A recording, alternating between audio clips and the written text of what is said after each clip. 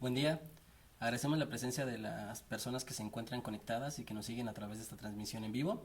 El día de hoy vamos a estar revisando los temas de factura electrónica, la innovación y los cambios a través de esta versión 3.3. Agradezco la presencia de mi compañero Pedro López Bernal y me presento su servidor Eduardo Prado. Vamos a estar revisando los cambios al anexo 20, propiamente es la estructura de la factura electrónica, la estructura del complemento de pagos, los plazos para cancelación y al final vamos a abrir una sección de preguntas y respuestas para poder contestar todas las preguntas que queden en esta transmisión. Vamos a iniciar directamente con los componentes a la factura electrónica.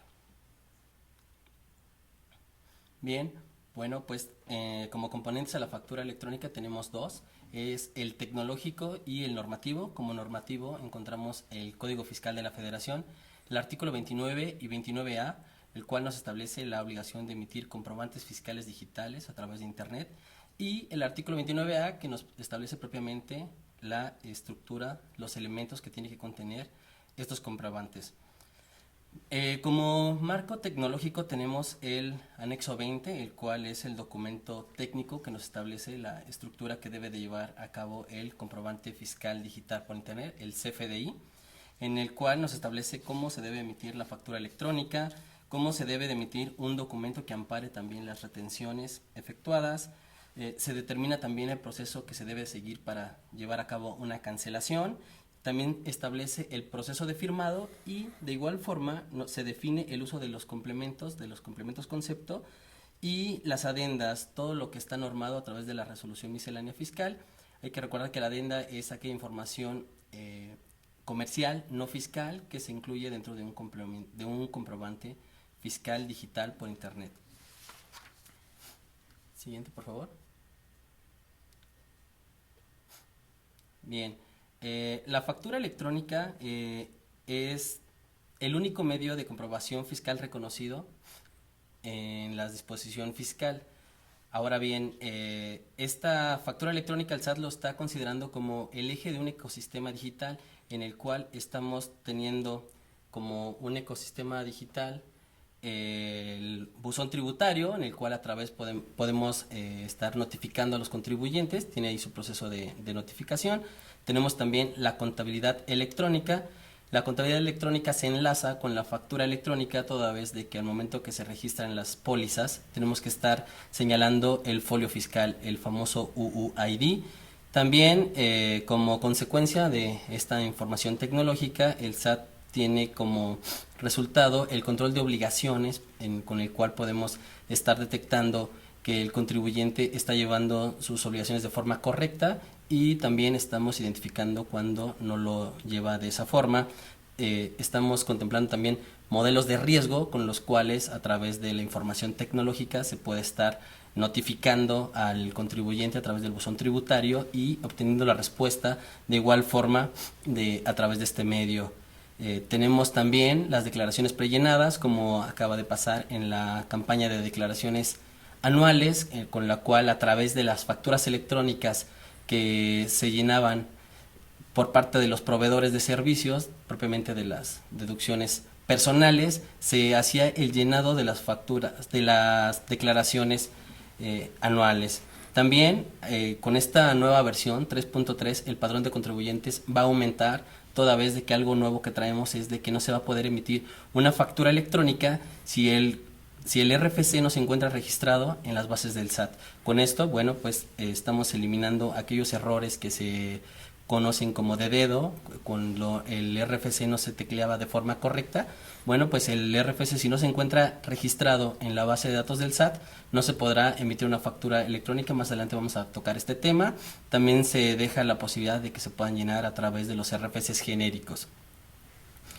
Algo nuevo que también se está implementando de forma electrónica son las auditorías electrónicas. Con esto el SAT puede revisarlo todo en casa sin necesidad de estar visitando a los contribuyentes, con lo cual se eliminan los actos de molestia. También algo que se va a implementar para el ejercicio 2018 y que contempla a la factura electrónica es el uso del complemento de comercio exterior, toda vez de que se identificaba que en algunas transacciones de comercio exterior no se estaba utilizando la factura electrónica, con lo cual los elementos para poder llevar a cabo las exportaciones, bueno, se van a implementar directamente en la factura electrónica, y hacia un futuro el SAT está contemplando que podamos llenar las declaraciones para los pagos provisionales de ISR y de IVA. Hay que recordar que se están eliminando algunas declaraciones informativas y bueno, pues en general esto es lo que contempla el ecosistema digital, que tiene como a la factura electrónica en el centro. Y bueno, vamos a entrar ahora sí directamente a la estructura del CFDI. Le cedo la palabra a mi compañero Pedro. Gracias, Eduardo. Básicamente en la siguiente lámina lo que vamos a ver es la estructura de la factura electrónica. Los cambios que se están dando es a nivel de la estructura. Legalmente no hay ningún cambio, el marco normativo permanece intacto. Lo que se está haciendo es la actualización de la estructura del formato de la factura electrónica. Entonces, la factura electrónica, cualquier factura electrónica de la versión actual y de la nueva, pues va a tener datos de la factura, en dónde se expide, quién la expide, quién recibe ese documento, los conceptos, que aquí es donde vienen algunos de los cambios que vamos a estar revisando, en donde ya a nivel de línea de concepto se estaría desagregando el impuesto, el descuento, incluso en el tema de los impuestos ya todavía se desagrega un tanto más, puesto que tenemos que poner cuál es la base, cuál es el porcentaje o la cuota, el tipo de impuesto, etcétera. También dentro de los complementos, pues esto es, el 95% de los complementos se van a estar migrando a la versión 3.3, migramos de la versión 3.2 a la 3.3, y aquí lo importante o la recomendación que le estaríamos haciendo es que verifiquen con su proveedor si los complementos que ustedes utilizan se van a estar migrando a la versión 3.3. Esto porque una vez completado el proceso de transición, pues estos complementos que no estén considerados en la versión 3.3, pues seguramente ya no los podrían estar utilizando y obviamente tendrán que hacer los ajustes a sus sistemas. Aquí viene la relación de los 25 complementos y los 4 complementos concepto. Revisen, vean con su proveedor. De hecho, les doy un tip a la gente que es técnica. Tendrían que entrar al archivo, el XSLT, que es un documento técnico que está publicado en la página, y ahí vienen relacionados todos los complementos que van a ser compatibles con la versión 3.3 del nuevo anexo 20. La información de la adenda se sigue considerando. En el caso del emisor, pues los cambios principales tienen que ver con que se elimina ya el apartado de los domicilios, ya no va a haber, por lo menos desde hace algunos años ya no es obligatorio para efectos fiscales el incorporar en la factura el domicilio fiscal del emisor. En el caso del receptor también ya no es un requisito de los comprobantes incluir el domicilio fiscal. El único dato requerido conforme a las disposiciones fiscales es el RFC, y es el único dato que está como requerido dentro de la nueva estructura de la factura electrónica. El proceso de sellado o de firmado de la factura sigue siendo el mismo. Estamos hablando de que se firma una cadena original. Esa cadena original se tiene que estar ajustando conforme a los nuevos datos y al nuevo orden. Eso lo pueden estar checando directamente quienes desarrollen sus servicios. Si tienen un proveedor, acérquense a él. Si tienen en su propia organización algún área de sistemas que se encarga de hacer los ajustes, la invitación es que la parte técnica la estén revisando ellos. En la siguiente lámina vamos a estar revisando qué cambios en cuanto al tipo de comprobantes se están integrando al anexo 20. Hasta hoy tenemos básicamente 3: ingreso, egreso y traslado. A partir de esta nueva modificación vamos a agregar 2 más: recepción de pagos, o sea, tendríamos ingreso, egreso, traslado, un cuarto tipo de comprobantes que es el nuevo, que se llama documento de recepción de pagos. El quinto, que es nómina. Actualmente la nómina se expide como un CFDI de egreso. A partir de la nueva versión, en cuanto migren, pues la nómina ya no va a ser un CFDI de egreso, sino sería un documento de tipo nómina. Entonces, se agregan 2 tipos diferentes o adicionales de comprobante. Estamos resumiendo, es ingreso, egreso, traslado. Los nuevos son recepción de pagos y de nómina. El tema de retenciones, información de pagos, técnicamente es un documento con un esquema diferente. Esa parte no va a sufrir cambio. Entonces, si ustedes emiten comprobantes por retenciones e información de pagos, eso no lo tienen que estar modificando, nada más se modificaría la parte de la facturación, vamos a llamarle tradicional. Normalmente, lo que hacíamos como autoridad era publicar el esquema tecnológico.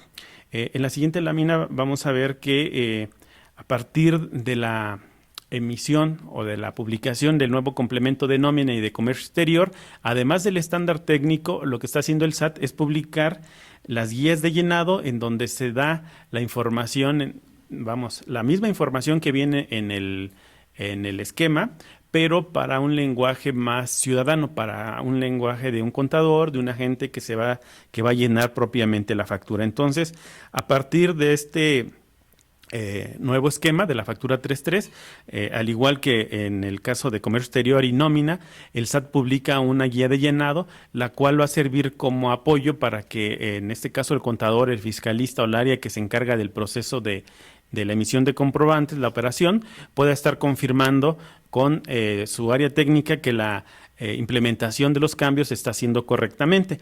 Esta guía se encuentra publicada en el portal, al igual que el resto de los esquemas.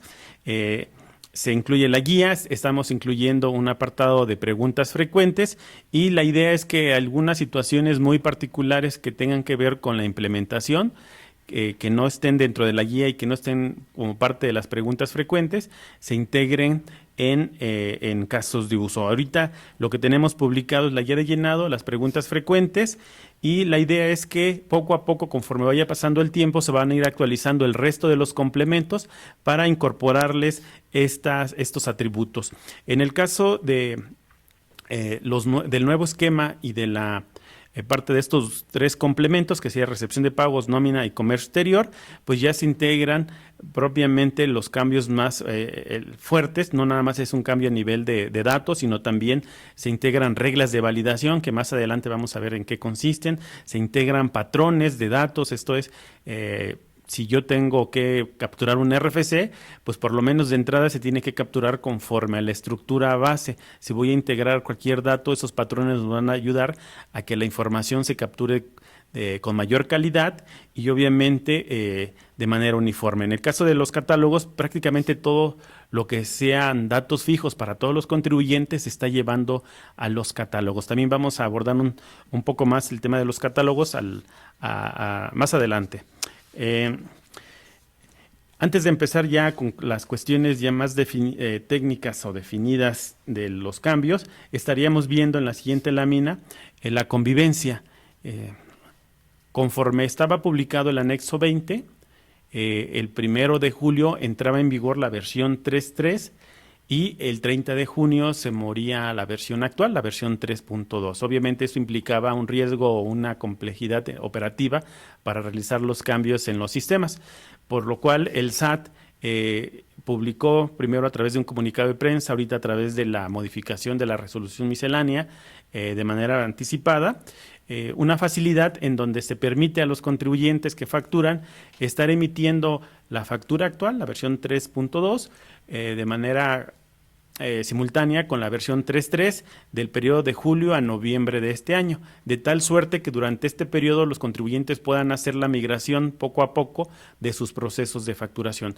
¿Esto qué quiere decir? Que yo pudiera estar operando hoy con la versión, si ya estuviéramos en el 1 de julio, yo pudiera estar operando parte de mi negocio con la versión 3.2, o sea, la versión actual, y con otra parte con la versión 3.3. De manera simultánea pudiera estar utilizando los dos formatos de la factura. Aquí lo único que tendrían que estar cuidando es que a más tardar el 1 de diciembre todo su proceso de facturación ya esté migrado a la nueva especificación. En el caso de los comprobantes que recibo, pues tendría que estar haciendo lo propio.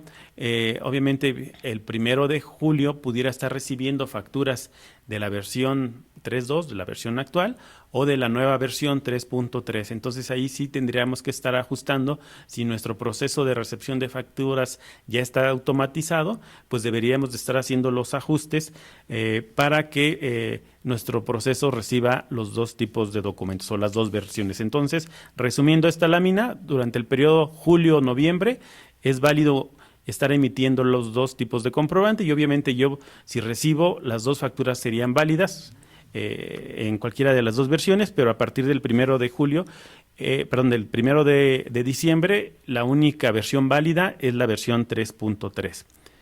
Ok, entonces ahora sí vamos a entrar al tema de los cambios que se están dando a esta nueva versión. Entramos a la siguiente lámina.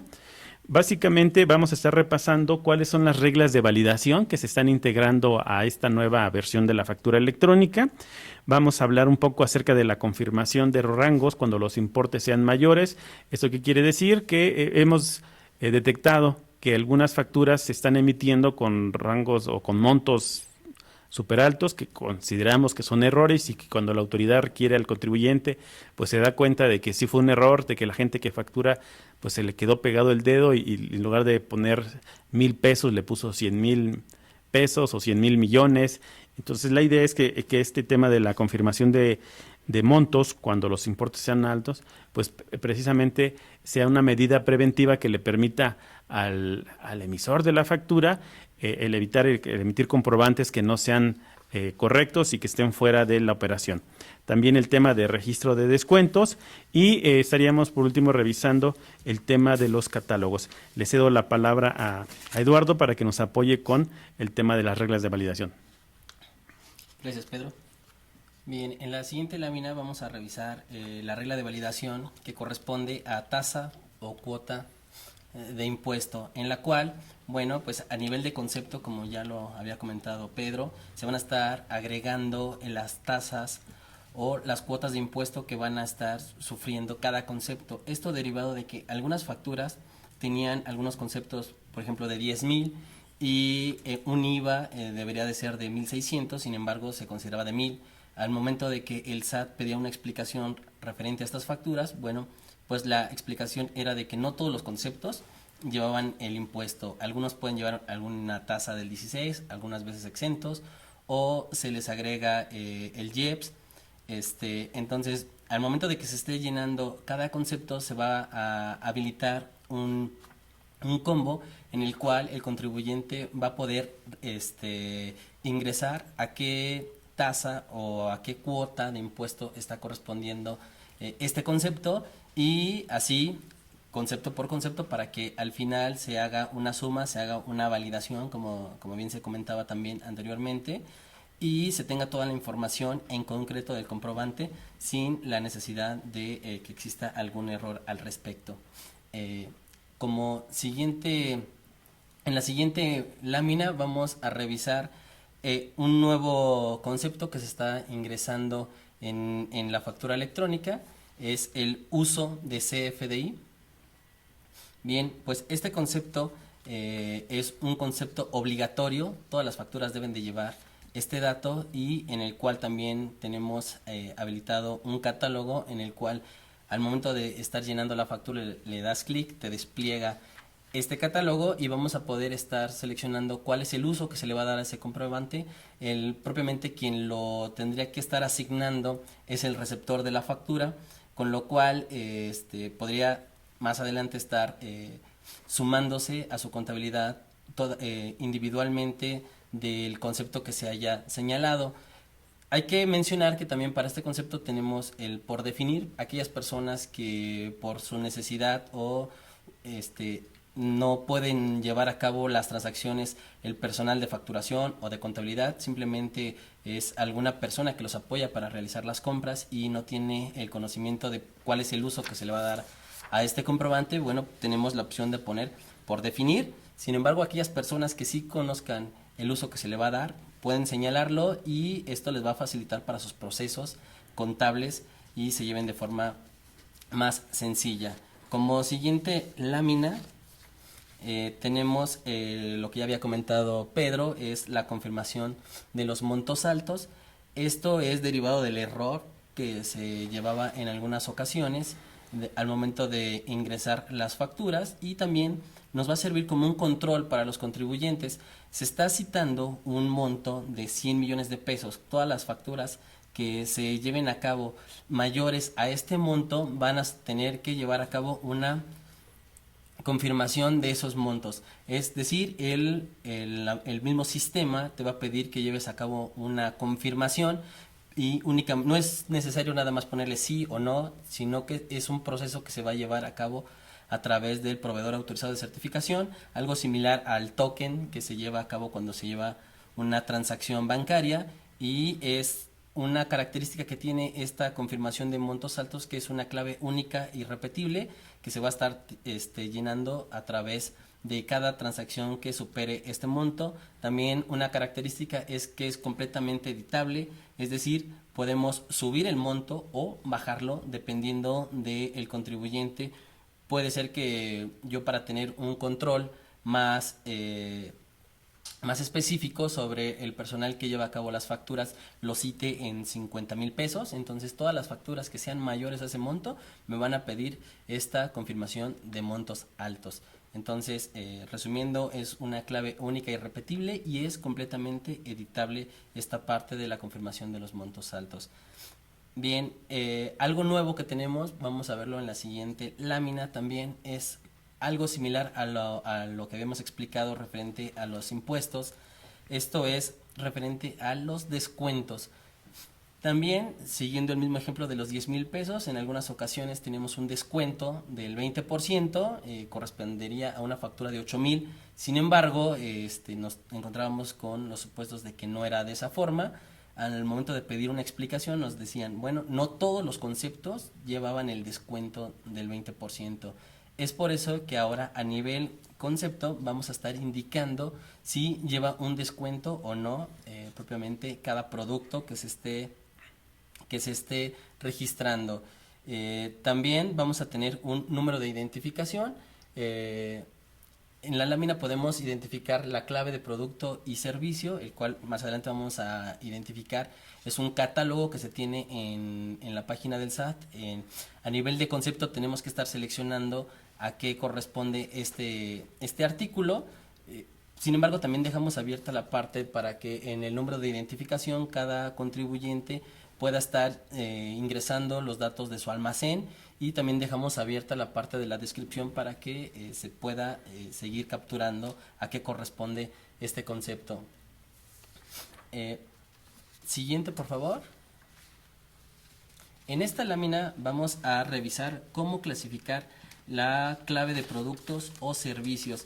Es lo que les comentaba, al momento de que estás registrando tu factura, al inicio te va a pedir que registres a nivel concepto a qué se refiere ese producto, y es un catálogo el cual está publicado en la página del SAT. Vamos a ver un ejemplo de manera sencilla cómo se pudiera estar ingresando este catálogo. En el ejemplo que tenemos es correspondiente a donas glaseadas. Tenemos 4 pares de dígitos. El primero corresponde a la división, el segundo a la subcategoría, el tercero a clase, y el último, que es una manera más específica, que es la subclase. El primer par de números, realizando este ejemplo, lo estaremos ubicando, las donas glaseadas, como un producto y servicio que corresponde a alimentos. Todo lo que corresponde a alimentos va a llevar el primer par de números, que corresponde a la división, con el 50. Después, ya que tenemos seleccionado a las donas glaseadas como un alimento, vamos a ir a la siguiente categoría, que sería la subcategoría. Ahí correspondería al número 1 y el 8, que corresponde a panadería. Entonces ya tenemos el 50 y el 18. Posteriormente nos vamos a la clase. En la clase vamos a estar seleccionando el dígito 1 y el 9, que corresponde a pan, galletas y pastelillos dulces. Hasta aquí ya tenemos los 3 primeros pares. Es importante señalar que en caso de que no encontremos una subclase, es decir, un campo más detallado, más específico, podríamos dejarlo directamente hasta la clase y después seleccionar 00, que eso correspondería a que no encontramos una descripción más específica, como es en este ejemplo. En este ejemplo no encontramos en el catálogo nada que corresponda a donas ni a donas glaseadas. Es por eso que lo dejamos en la clasificación del producto, como lo vemos en la lámina, el 50, 18, 19, 00.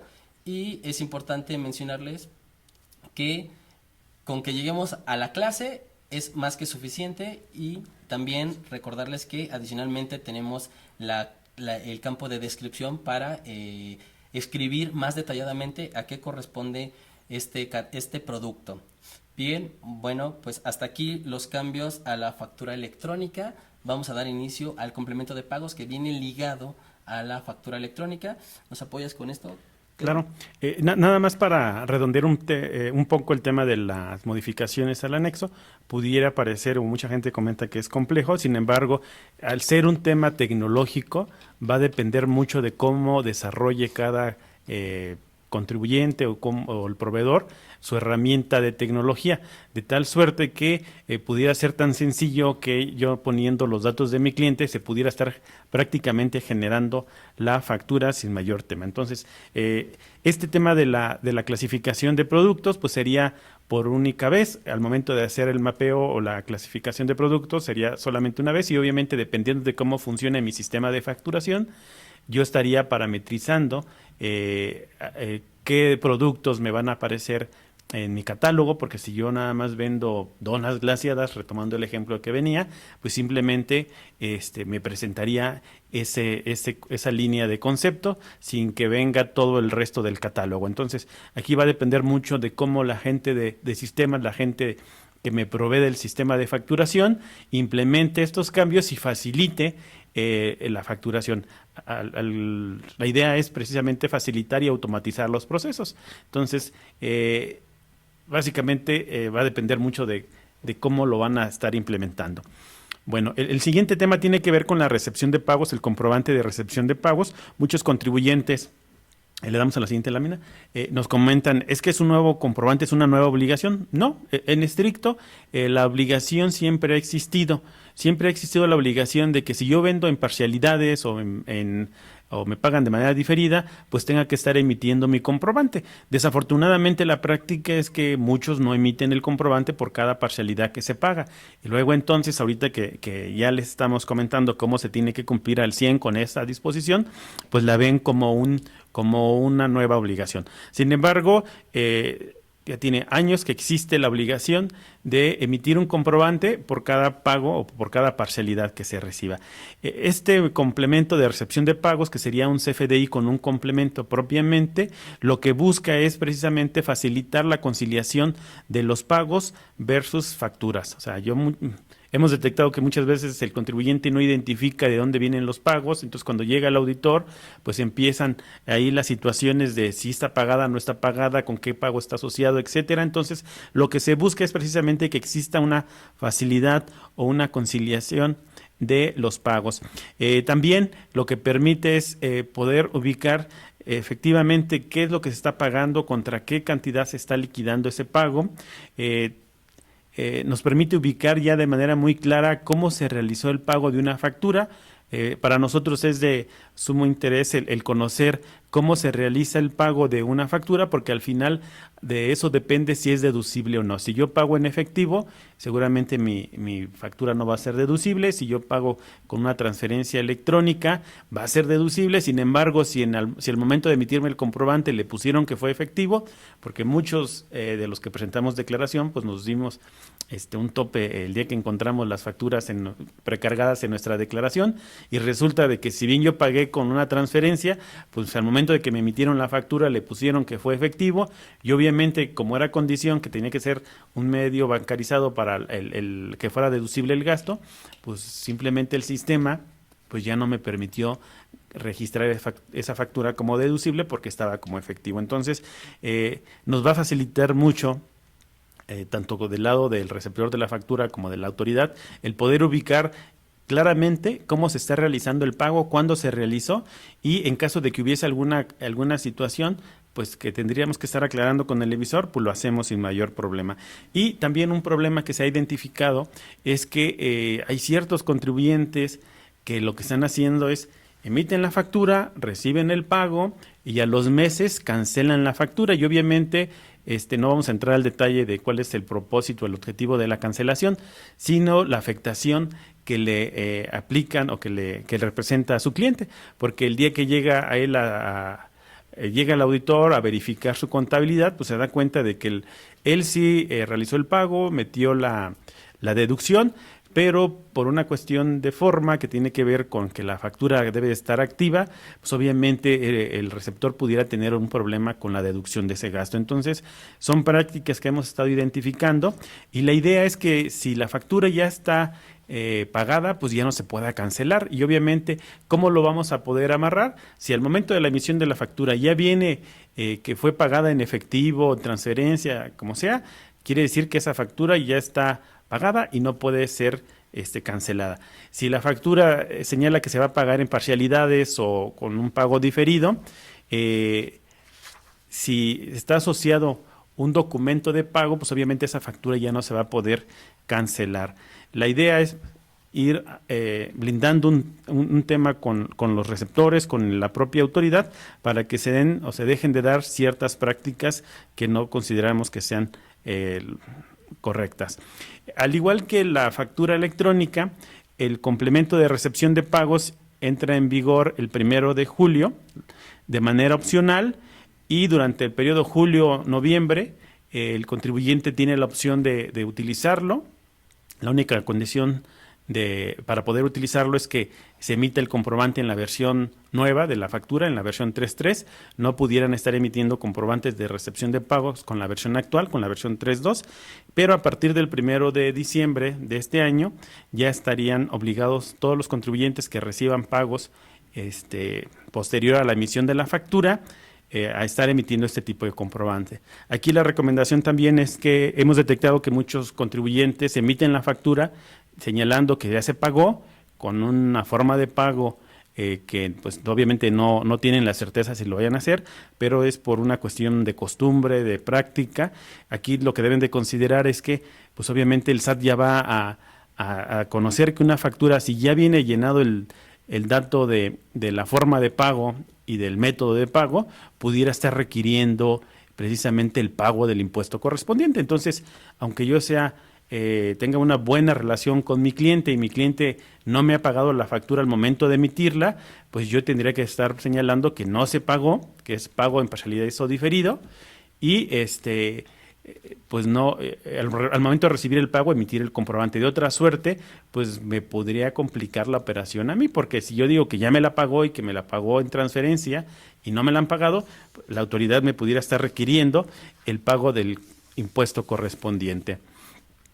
En la siguiente lámina vamos a poder observar qué características tiene este complemento de pago, ¿no? Obviamente identifica quién emite el pago y a quién le pago. Obviamente vienen datos del emisor, del receptor del documento. Se identifica qué facturas no se han pagado o se están pagando a partir de ese depósito, de ese pago.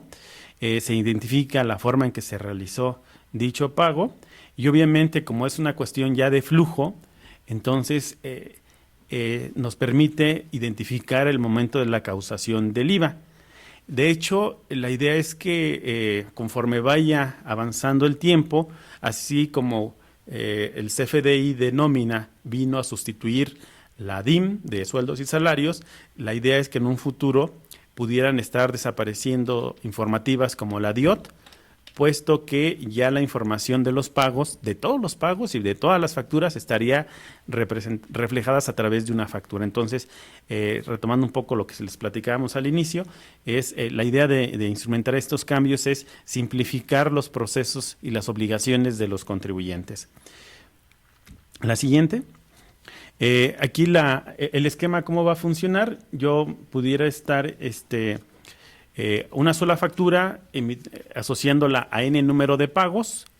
Esto es, si yo tengo una factura de 100 y me dan 10 pagos cada semana de 10, pues pudiera estar asociando a la factura inicial el comprobante de cada uno de los pagos.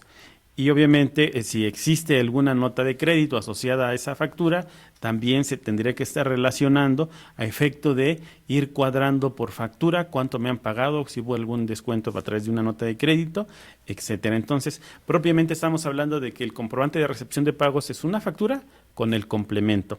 La siguiente.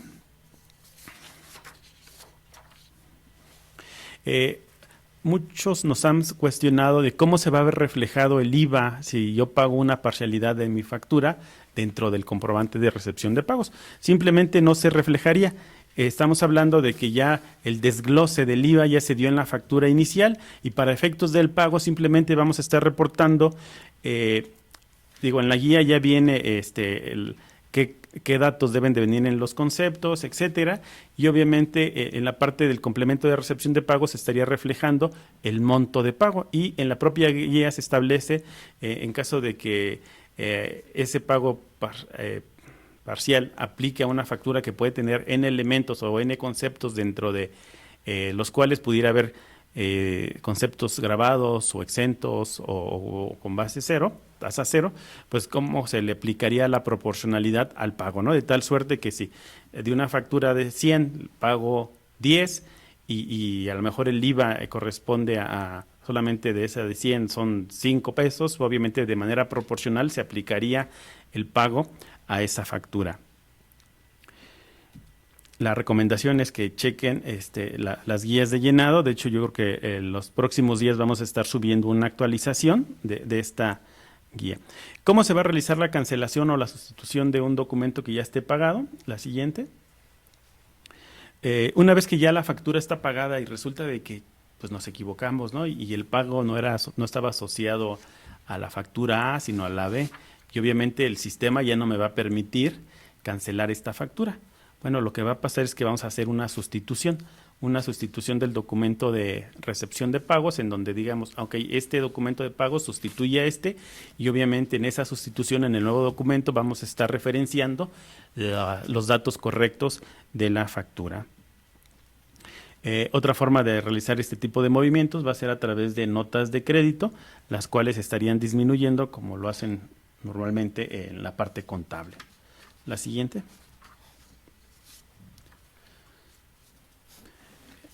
Bueno, esto tiene que ver con el tema de la recepción de pagos, que ya me había adelantado a comentárselos, sería la sustitución del documento más que propiamente una cancelación.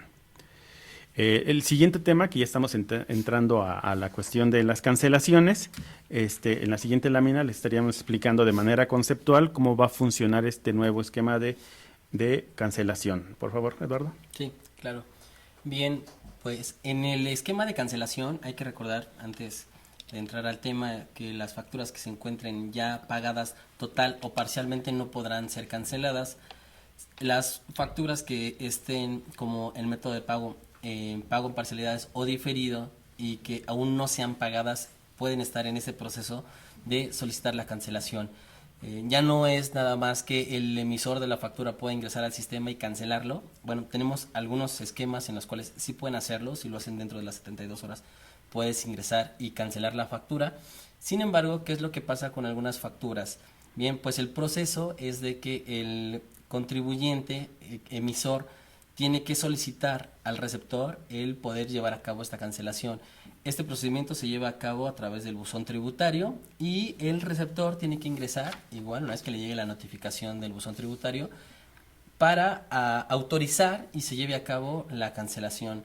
En caso de que el receptor no ingrese a buzón tributario y lo autorice, en un periodo de 3 días se llevaría a cabo el proceso de la afirmativa ficta, en la cual el receptor que lo solicitó, al no tener una respuesta, a los 3 días puede llevar a cabo la cancelación correspondiente. Eso es en la modalidad de 1 a 1. También tenemos contemplado de que algún contribuyente tenga que cancelar de forma masiva los comprobantes. En esa modalidad estamos incluyendo servicio de terceros, en el cual un emisor puede hacer una solicitud de cancelar varias facturas, inclusive hacia varios receptores. A cada receptor le va a llegar de forma individual la cancelación a través del buzón tributario y se llevaría a cabo el mismo procedimiento en el cual tendrían que ingresar y autorizar la cancelación, o la afirmativa ficta, que es a los 3 días se le da ya la autorización al emisor de que pueda llevar a cabo las cancelaciones correspondientes. Esas serían las modalidades cuando es 1 a 1 o a través del servicio de terceros. Bien, en la siguiente página vamos a ver que esta modalidad de la cancelación igual a través del comunicado de prensa y a través de la segunda modificación de resolución miscelánea fiscal, la cual ya fue publicada de forma anticipada. Este procedimiento de cancelación se va hasta el 1 de enero del 2018, con lo cual es un periodo de transición, con lo que la cancelación ya de lleno, el procedimiento que explicamos hace unos momentos, entraría el 1 de enero de 2018. Vamos a ver una modalidad nueva, bueno, no nueva, sin embargo, algo que ha surgido bastantes dudas y que lo hemos publicado ya en la guía de llenado, en el apéndice 3, en el cual vamos a revisar la modalidad del pago de anticipos. ¿Nos puedes apoyar, Pedro? Sí, claro. Como bien comentas, es una cuestión que nos han cuestionado de manera reiterada, el tema del manejo de los anticipos. Entonces, dentro de la guía de llenado hay un apartado ya, el apéndice 6, relacionado con el manejo de los anticipos, en donde se definen, primero, qué es un anticipo, segundo, qué no es un anticipo. En la siguiente lámina, pues ahí podemos ver algún par de situaciones que dicen que no se consideran, conforme a la guía, no se consideran anticipos, cuando el más común es cuando a mí me entregan un depósito porque soy arrendador y me entregan un depósito por el tema de la cuestión de garantía. Ese depósito no es propiamente un anticipo, simplemente se toma el depósito y se deja ahí, no se tendría que estar facturando. Y el otro caso que en donde tampoco es un anticipo es cuando ya se conoce la cosa y el monto que se va a estar enajenando. Luego entonces, si ya sabemos qué voy a vender y cuánto vale y me dan un anticipo, propiamente no sería un anticipo, sería una primer parcialidad y se tendría que estar manejando bajo el esquema de emito la factura por el monto total de la transacción y emito un comprobante de recepción de pagos por el monto del anticipo. Entonces ahí no estamos hablando propiamente de un anticipo, sino más bien es un pago en parcialidades y se tendría que estar manejando a través de emisión de la factura por el monto total de la transacción más la factura por concepto de recepción de pagos de la primer parcialidad. Cosas que sí son anticipos, ¿qué quiere decir esto? La siguiente. Son cuestiones que no sé todavía bien a bien la cosa y el monto que vamos a estar facturando, porque resulta que va a ser una maquinaria especial que no sé cuánto vaya a costar dependiendo de una vez concluido el análisis, pero si yo quiero empezar a abonar, entonces eso sí es un anticipo y ese anticipo se pudiera estar manejando de dos maneras. La primera es recibo el anticipo y se factura ese anticipo. Posteriormente que ya acordamos con la contraparte cuánto va a costar y qué va a ser la cosa que me van a vender, entonces emito la factura por el monto total de la transacción y emito una nota de crédito para disminuir el efecto del anticipo. Y posteriormente ya estaría viniendo por cada pago realizado, como en el caso de las parcialidades, una factura por cada pago realizado. Entonces, en este caso que comentaba del anticipo, pues simplemente se emite una factura por el monto del anticipo, se genera la factura por el monto total de la transacción, a esa factura se le aplica una nota de crédito por el mismo valor de la factura del anticipo y posteriormente el remanente se estaría pagando conforme, o más bien comprobando conforme al mecanismo de pago en parcialidades. La otra opción que tienen, la opción B, es por cada pago yo facturo. Esto se presta o se da mucho para cuando es una prestación de servicios. Simplemente no sabemos cuánto va a ser, pero sí al principio, pero sabemos que va a ser un servicio. Entonces, pues por cada pago yo lo facturo y sería pues servicios y simplemente cada factura cada pago se estaría facturando como una transacción independiente. Pues hasta aquí la información que traemos. Pasaríamos a la parte de las preguntas que nos han estado haciendo llegar. Estaríamos leyendo la pregunta y dando respuesta. En caso de que se presente alguna pregunta que no sea del tema, lo estarían abordando nuestros compañeros que nos apoyan del chat para dar respuesta, los asesores. Obviamente no nos va a dar tiempo de leer todas las preguntas y darles respuesta. Sin embargo, nuestros compañeros se van a quedar terminando el chat para dar respuesta a todos los planteamientos que lleguen. Entonces iniciamos con la parte de las preguntas. Igual antes de iniciar la parte de las preguntas, un anuncio rápido es de que esta presentación se estará subiendo a través del minisitio, el cual estará publicando.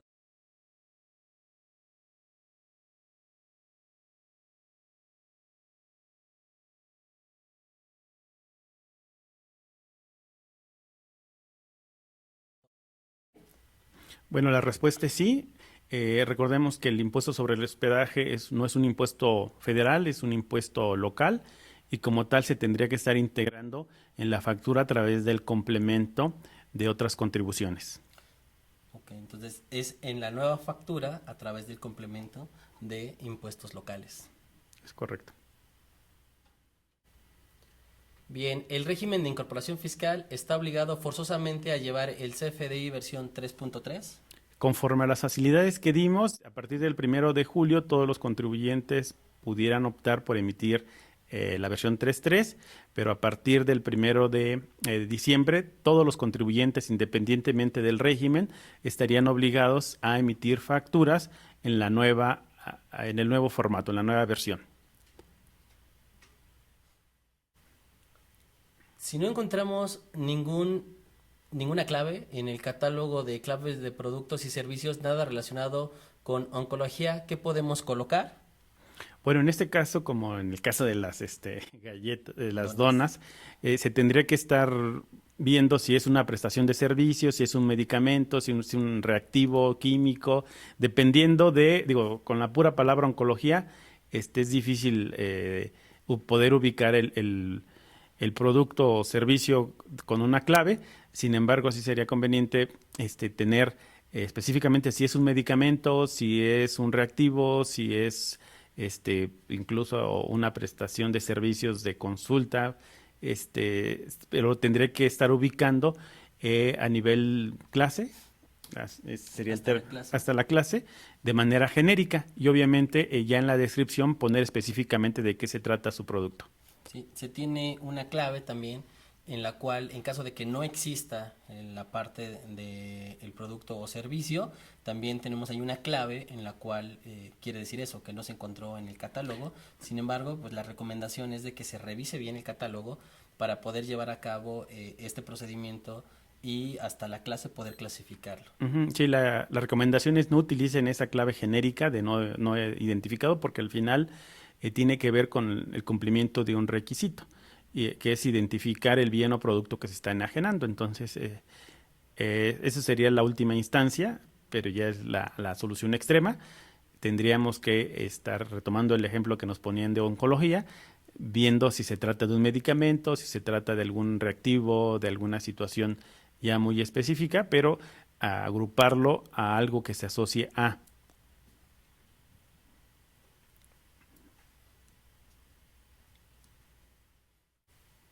Duda, respecto a este tema, ¿el uso se anota desde la generación como el emisor? ¿Sabrá el uso? De hecho, sí, se tiene que integrar al comprobante cuando se emite la factura. Si nosotros no tenemos, si no está el receptor de la factura con nosotros y no se ha manifestado, se puede utilizar la clave por definir. Aunque yo tenga al cliente enfrente y le pregunte qué uso quiere que le ponga a su factura y no sabe, pues se pone por definir. Si por alguna situación la persona que me está pidiendo la factura me dice, pues va a ser una inversión y resulta que no es una inversión, que es una deducción personal, no importa, al final es una cuestión que va a facilitar el poblado de las declaraciones, del poblado de las cuestiones fiscales, sin embargo no pone en riesgo la deducibilidad y el contribuyente, al igual que los que entraron a presentar su declaración, que vieron que había muchas facturas y que obviamente algunas no tenían nada que ver con una deducción personal o con algo que yo pueda estar deduciendo, acreditando.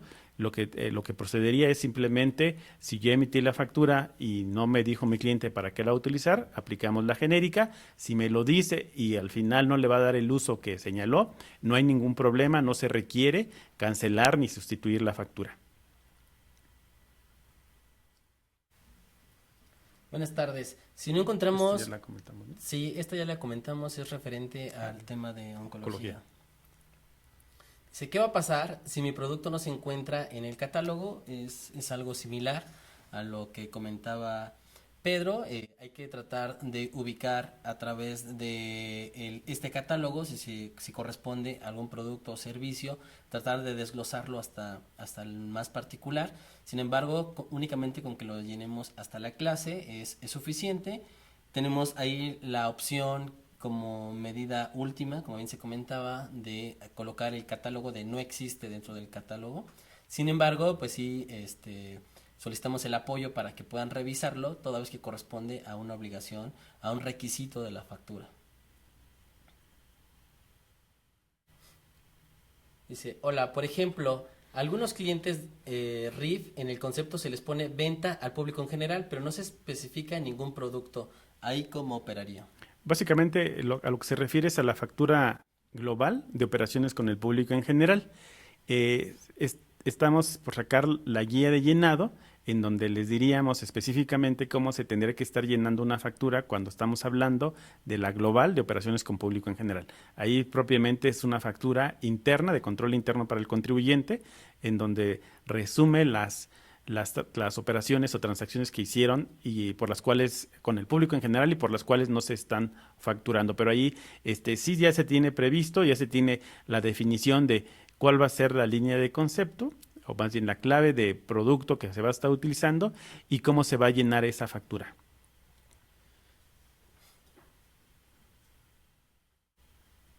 Buenas tardes. En caso de emitir un recibo de honorarios asimilado, ¿el tipo de comprobante seguirá siendo egreso y qué datos me pedirá para el llenado?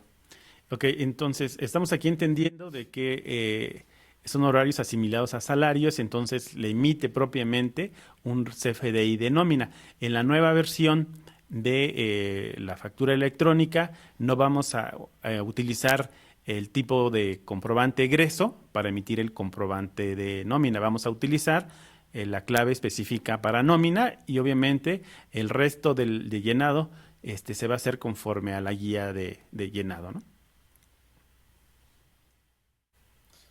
Dice, ¿las facturas realizadas con la aplicación móvil no son válidas? Las facturas que se emiten a través de todos los servicios que ofrece el SAT son válidas. Hay algunas diferencias respecto a que, por ejemplo, en el caso del móvil o de mis cuentas, no se utiliza propiamente un certificado de sello digital o de firma electrónica del emisor, sino se utiliza uno propio del SAT, pero son facilidades que están reglamentadas, que están consideradas en la norma y que obviamente son comprobantes que reúnen requisitos porque al final es una facilidad y el contribuyente las emite a través de su contraseña. Digo, a menos de que hubiera alguna situación específica con alguna factura, independientemente de si se emite a través del móvil o a través de mis cuentas o a través del servicio gratuito o a través de un proveedor, cualquier factura pudiera ser no válida si tiene ahí alguna situación. ¿La utilización del catálogo también entra dentro del periodo opcional en la transición? Bueno, el periodo de transición establece la opción de no utilizar la versión 3.3 durante el periodo en julio-noviembre. Si yo opto por utilizar la nueva versión, la tendría que estar utilizando conforme a todos los lineamientos y requerimientos técnicos, incluido el manejo de los catálogos, porque el sistema no nos permitiría poner el comprobante en la versión 3.3 sin utilizar las claves de los productos, porque incluso forma parte del esquema, entonces técnicamente no te permitiría estar generando, el sistema no te debería de permitir generar una factura sin asignarle a tu producto o servicio la clave correspondiente.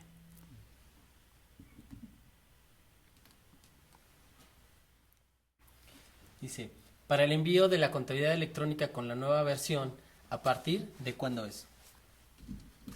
Bueno, el tema de la contabilidad no lo traemos, sin embargo nuestros compañeros nos apoyan. El tema de factura electrónica entra en vigor de manera opcional el 1 de julio, de manera obligatoria el 1 de diciembre. Sí, ahí lo único que se podría adicionar es que en la contabilidad electrónica, al momento de que se llevan a cabo las pólizas, te solicita el folio fiscal de la factura electrónica.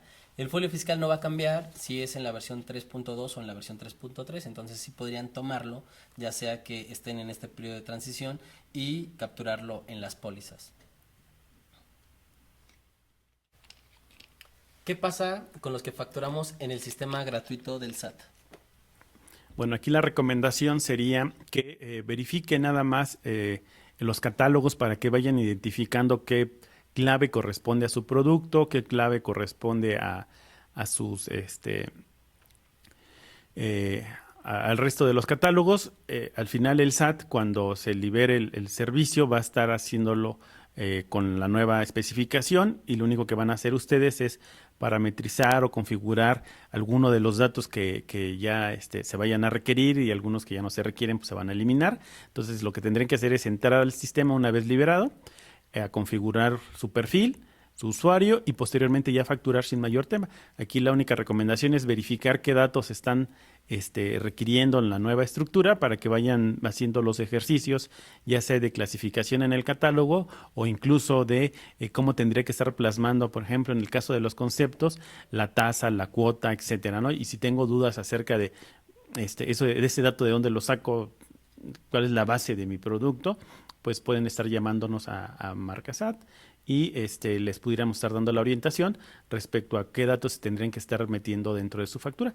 Pero propiamente, así como les decía al principio, acérquense con su área de sistemas para que haga el ajuste. En el caso de los servicios del SAT, quienes los utilicen, nosotros vamos a hacer los ajustes, y una vez liberado, ustedes van a tener la opción de hacer, bueno, no la opción, van a poder utilizar los servicios, nada más llenando la información que les requiera.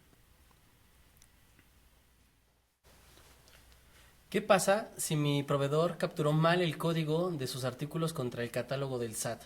¿Voy a tener problemas de deducibilidad? Pues no propiamente. Aquí realmente lo que se busca es poder identificarlo. A lo mejor yo la clave que utilizo pues es una genérica, y al momento de que yo, si soy un comercializador, si mi proveedor utiliza la genérica y yo a lo mejor ubico una clave que sea más precisa, la puedo estar utilizando y no tendría mayor problema. Si emito una factura y no la han pagado, entonces la clave de forma de pago sería la 99. Que sería la de por definir, ¿no? Bien, sí, sería la de por definir, y de igual forma hay que recordar de que cuando se paga es el método de pago, se utiliza el pago en una sola exhibición o el de pago en parcialidades o diferidos, pero es referente al método de pago, y efectivamente si aún no conozco la forma en cómo me lo estarían pagando, sería por definir. Más adelante en el complemento de pagos, como ya lo explicó Pedro, es donde se tendría que estar definiendo cómo fue llevado a cabo ese pago. ¿Qué forma de pago sería si aún no se ha pagado y apenas va a ser cobrada? Es lo que acabamos de explicar.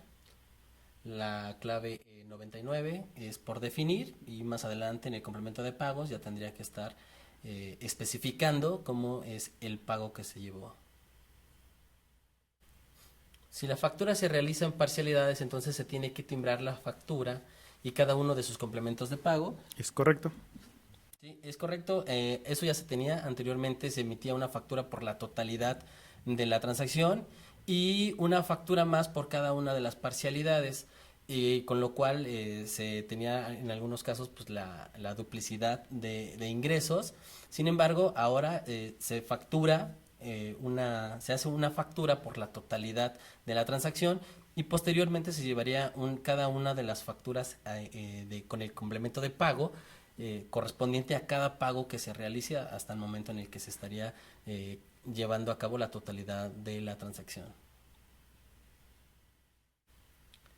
¿Entendí bien? ¿Una factura que está pagada totalmente ya no puede ser cancelada? Es correcto. ¿Total o parcialmente? Uh-huh. Si emito una factura a crédito en una sola exhibición, ¿también debo de emitir un complemento de pago? Sí, al momento de emitir la factura estaríamos declarando como método de pago en parcialidades o diferido, y el diferido entiéndase como Va a ser un pago en una sola exhibición, nada más que no va a ser en este momento, sino posteriormente, y al momento de que se reciba el pago se tendría que estar emitiendo el comprobante de recepción de pagos. Únicamente si se selecciona el pago en una sola exhibición, en ese momento se consideraría pagada. Y se tiene que poner cómo se pagó. Es así, y ya no se llevaría a cabo el complemento de pago. Es correcto. Al emitir en comprobante de pago, el comprobante de pago sería como un segundo comprobante fiscal. De hecho, es un segundo comprobante fiscal, nada más que ampararía el pago realizado. No ampararía una factura de ingreso, egreso, traslado, sino sería propiamente una factura que ampara el pago. Incluso si se van a la guía de llenado del complemento de pago, identificarán que no es necesario llenar nuevamente la totalidad de los requisitos de la factura original, únicamente hay que señalar algunos conceptos. El más representativo es el folio fiscal de la factura que estás pagando, con el cual se estaría enlazando estas facturas. Y como lo mencionó Pedro, es un segundo comprobante fiscal, pero no lleva todas las características del primer comprobante. Mi sistema contable se verá afectado con estas modificaciones a los comprobantes fiscales. ¿En qué se afecta la contabilidad electrónica? Bueno, en estricto, pues lo único que estamos haciendo es modificar dentro de la factura algunos requisitos, simplificar, utilizar catálogos. No debería de estarse afectando su contabilidad o el registro de su contabilidad si se hace conforme a la norma, ¿no? Hay algunos contribuyentes que dicen es que me tengo que replantear mi forma de llevar la contabilidad, pero porque está chocando la forma en que registran o llevan su proceso contable con las definiciones de cómo debe de emitir, por ejemplo, el comprobante del anticipo, ¿no? Entonces, en estricto, el cambio debería ser transparente para el tema de la contabilidad. Sin embargo, sería conveniente que revisaran si tendría alguna afectación. En teoría, ninguna. Sin embargo, pues depende de cómo se esté estructurada o incluso el sistema de contabilidad lo tengan parametrizado. ¿Cómo aplica el complemento de recepción de pagos en recibos de arrendamiento? Igualito que cualquier otro pago, se emite la factura. Si al momento de emitir la factura no me la pagan, estaríamos, al momento que me realicen el pago, estaría emitiendo el comprobante de recepción de pagos. Voy a facturar 1 millón de pesos en parcialidades. ¿Cómo se realizaría con esta nueva versión? Pues emitiría primero la factura por el monto total de la transacción, que sería 1 millón de pesos, y cada vez que me realicen el pago de una parcialidad, suponiendo que sean 10 de 100,000, pues estaría emitiendo un comprobante de recepción de pagos por cada uno de los pagos. Y obviamente se referenciaría cada pago a la factura original a través del folio fiscal. ¿Dónde se puede encontrar el catálogo? Bueno, toda la información de los cambios, el esquema técnico, las preguntas, la guía de llenado, los catálogos se encuentran publicados en la página del SAT en internet. De hecho, cuando entran a la página principal, hay una imagen de una chica que está en el inciso A, como el primer recuadro. Eso es factura electrónica. Si le dan clic, llegan directamente al sitio de la factura electrónica y ahí pueden estar seleccionando si quieren ver información de anexo 20, que es la factura en general, complemento de nómina, de recepción de pagos o comercio exterior, y ya entrando a cada sección ustedes pueden visualizar todo este material, incluidos los catálogos. ¿El complemento de pagos es compatible con la versión 3.2 de CFDI? ¿No? La versión con la que va a emitirse este comprobante de recepción de pagos es únicamente con la versión.